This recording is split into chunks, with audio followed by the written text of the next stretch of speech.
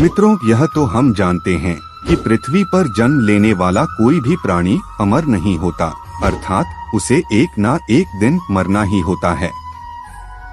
लेकिन क्या आप जानते हैं कि मरने के बाद आत्मा का क्या होता है, या मृत्यु के 24 घंटे के बाद आत्मा अपने घर वापस क्यों आती है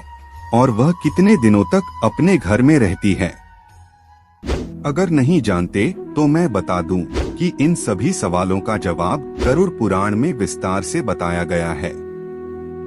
और आज की इस वीडियो में हम आपको यही बताने जा रहे हैं, तो चलिए वीडियो शुरू करते हैं।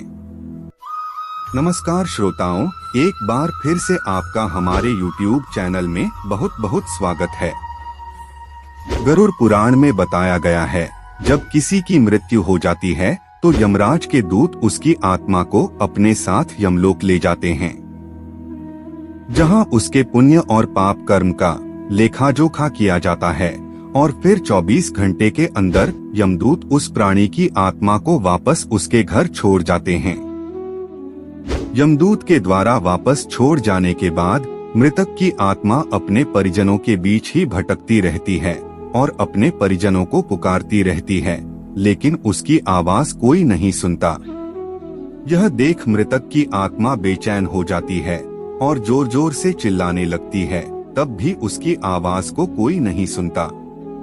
इसके बाद मृतक की आत्मा अपने शरीर में प्रवेश करने की कोशिश करती है, लेकिन यमदूत के पाश में बंधे होने के कारण वह मृत शरीर में प्रवेश नहीं कर पाती है।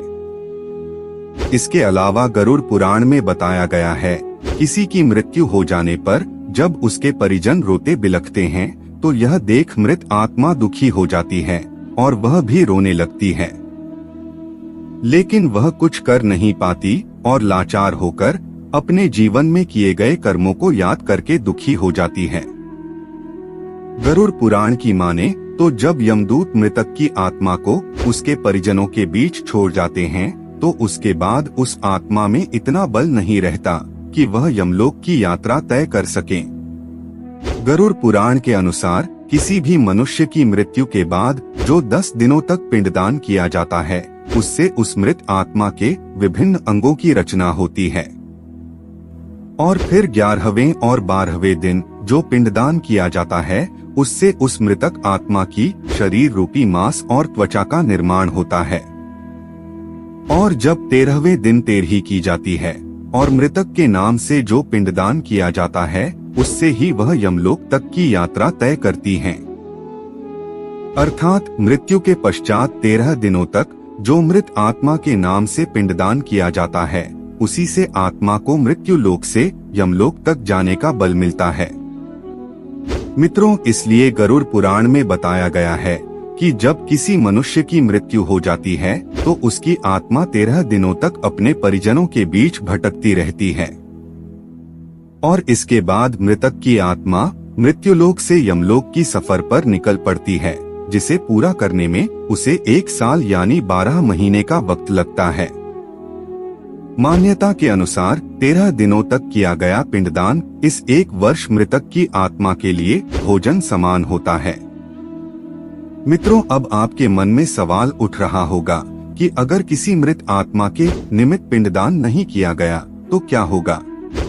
तो मैं आपको बता दूं, इसका भी वर्णन गरुड़ पुराण में विस्तार से किया गया है, जिसके अनुसार जिस मृतक आत्मा के नाम से पिंडदान नहीं किया जाता है, उसे 13वीं के दिन यमदूत जबरदस्ती घसीटते हुए यमलोक ले जाते हैं, जिससे मृत आत्मा को यात्रा के दौरान काफी कष्ट उठाना पड़ता है।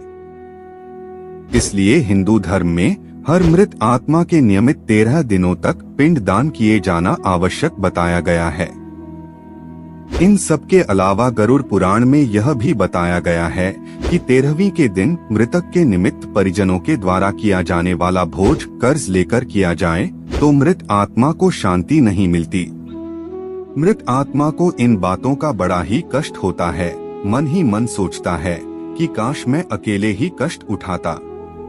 साथ ही गरुड़ पुराण में यह भी बताया गया है कि जो मृतक के परिजन को कर्ज लेकर भोज करने पर मजबूर करता है, ऐसे इंसान को यमराज कभी भी क्षमा नहीं करते और उसकी मृत्यु के बाद उसे कई तरह की यातनाएं देते हैं, और फिर उसे वापस मृत्युलोक में भेज देते हैं।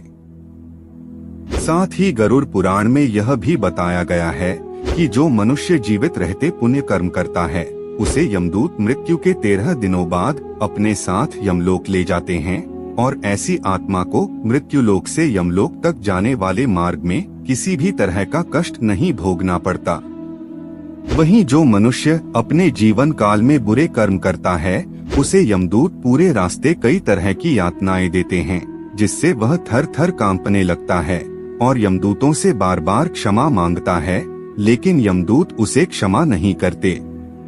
इसके बाद जब पुण्य आत्मा यमलोक पहुंचती है तो यमराज उसे स्वर्ग लोक भेज देते हैं, जबकि पापी आत्मा को उसके द्वारा किए गए बुरे कर्मों की सजा भुगतने के लिए नर्क लोक भेज देते हैं और सजा पूर्ण होने के बाद निम्न योनि में मृत्यु लोक भेज देते हैं।